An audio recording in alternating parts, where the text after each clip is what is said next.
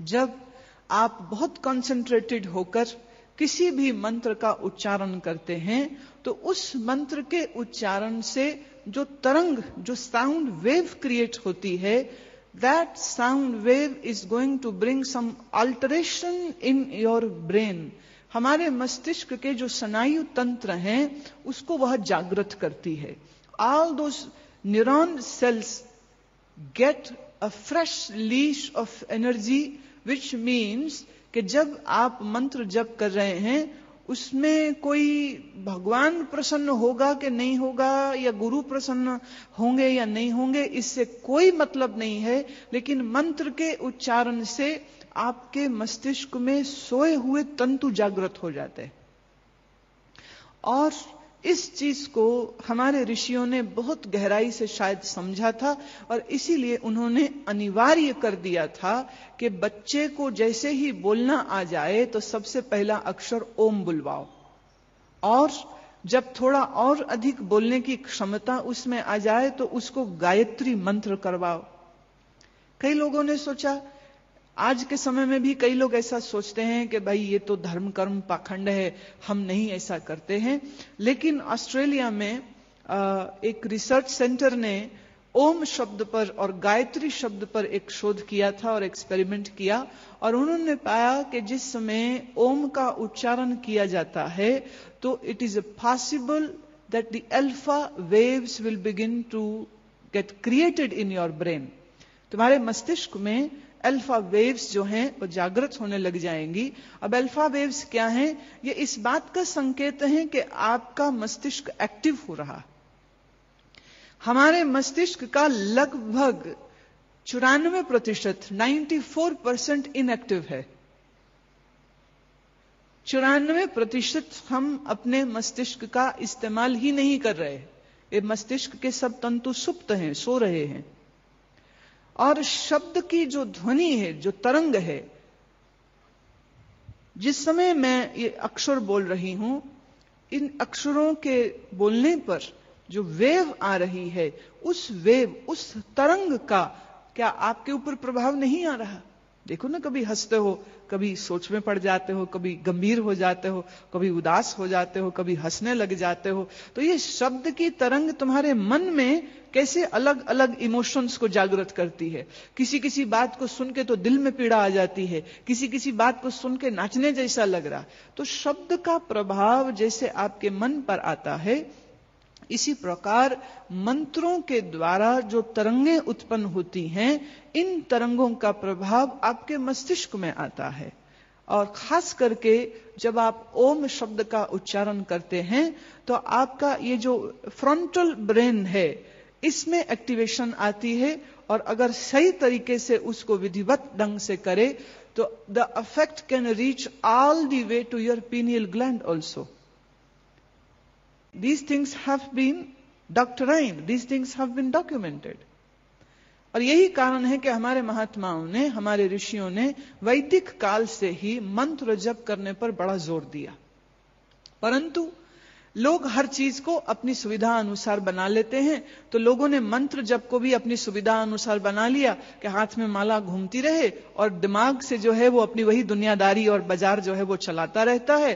पर दिल को वो बड़ी खुशी देता है, दिल को बड़ा संतोष रखता है कि मैंने अपना जप किया है, जबकि वो जप था ही नहीं. जप मतलब क्या? जब आपको पूरा पता हो.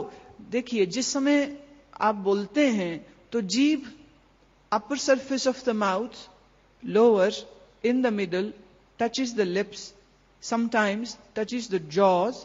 आपकी जीभ कितने कितने जगह में टच होती है, आपने कभी इस तरह नोट नहीं किया होगा. जब आप बोलते हैं तो आपकी जीभ मुंह में पूरे समय चल रही है, ऊपर नीचे दिशाओं में अलग अलग जगह में मूव कर रही है. अच्छा, आप ऐसा करिए, अभी इस बात का डिमॉन्स्ट्रेशन हो जाएगा. अपनी जीभ को पकड़िए, डू इट. और अब मुझे पूछिए, गुरुमा आप कैसे हैं?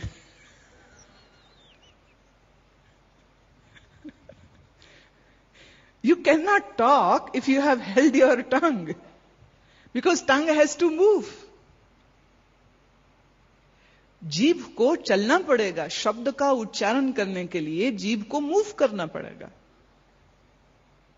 अगर कोई आपसे कहे कि जीभ हिलाए बिना बोलो, तो जीभ हिलाए बिना आप बोल नहीं सकते हैं, लेकिन डेफिनेटली यू कैन हम, ये वोकल कॉर्ड्स यूज हो रही है, जीभ यूज नहीं हो रही है। जीभ का इस्तेमाल बोलने में होगा ही होगा। तो जप का जो गहरा स्वरूप ये है, वो ये कि जिस समय आप उस मंत्र का उच्चारण कर रहे हैं, you have to be fully conscious of how your tongue is moving, how your breath is moving, and how your mind is moving. So mind should not be moving, and you should be aware of your breath, and you should be aware of how you are chanting the mantra. जिस समय आप मंत्र जप कर रहे हो, उस समय पर आपको पूरी होश होनी चाहिए। पहली बात कि आप सीधे बैठे हो और पूरे शरीर का ज्ञान हो, और श्वास कैसी चल रही है, श्वास की गति का पूरा बोध हो, और आपके जीभ अगर अंदर चल रही है तो जीभ की मूवमेंट का पता हो। ऐसे ही आपका मन में क्या विचार आया, उस विचार का भी पता हो। लेकिन अगर आप जप को तरीके से करेंगे विद द राइट प्रोसेस, तो there is no chance that your mind would get a space to think about something else. जब आप प्रॉपर मेथोडोलॉजी से जप को नहीं करते हैं, तभी मन तुम्हारा यहां वहां की बात जो है वो सोचता रहता है। और तरीके से जब आप मंत्र जप को करते हैं, तो इसके दो बड़े गहरे प्रभाव आपको प्राप्त होते हैं। पहला, आपके मस्तिष्क के स्नायु जागृत होते हैं। दूसरा, आपके अंतःकरण की शुद्धि होती है। जिसका अंतःकरण शुद्ध नहीं है, उसका ध्यान में प्रवेश नहीं हो सकता। ध्यान क्या है? ध्यान हम कह सकते हैं, when a person is fully conscious, mind is totally quiet and body is totally immobile. When you are doing the ध्यान, जब बैठ के आप ध्यान कर रहे हैं। अब कई लोग वो बैठे होते हैं कि हम ध्यान कर रहे हैं, थोड़ी देर में सर खुजाते हैं, कान खुजाते हैं, नाक खुजाते हैं, और पता नहीं क्या क्या खुजाते हैं। खुजली हो रही है उनको पूरे समय, या हिलजुल कर रहे हैं, पोजीशन बदलते रहते हैं, और नहीं तो घड़ी देखते रहते हैं। पर बाहर जाके सबको कहते मैंने अभी ध्यान खत्म किया है। कौन सा ध्यान? जो शुरू ही नहीं हुआ था, उसको खत्म तुमने कब किया? कोई चीज शुरू तो हो ना, फिर खत्म भी हो जाएगी। तेरा तो शुरू ही नहीं हुआ तो खत्म कैसे होगा? आप इस बात को सब लोग समझिए।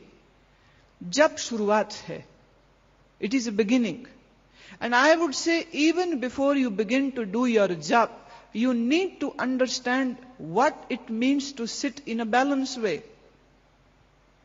आपका शरीर बैलेंस्ड होना चाहिए जब आप जप में बैठे, और यहीं पर अष्टांग योग आ जाता है। Just feel your body, how is it sitting. अपने शरीर को किस तरह बैठा है जरा महसूस कीजिए। और मैं ये कहती हूं, जिसका शरीर बैठने में बैलेंस्ड नहीं है, उसका मन बैलेंस्ड कैसे हो सकता है? हमारा शरीर तो स्थूल है, सामने है, सन्मुख है।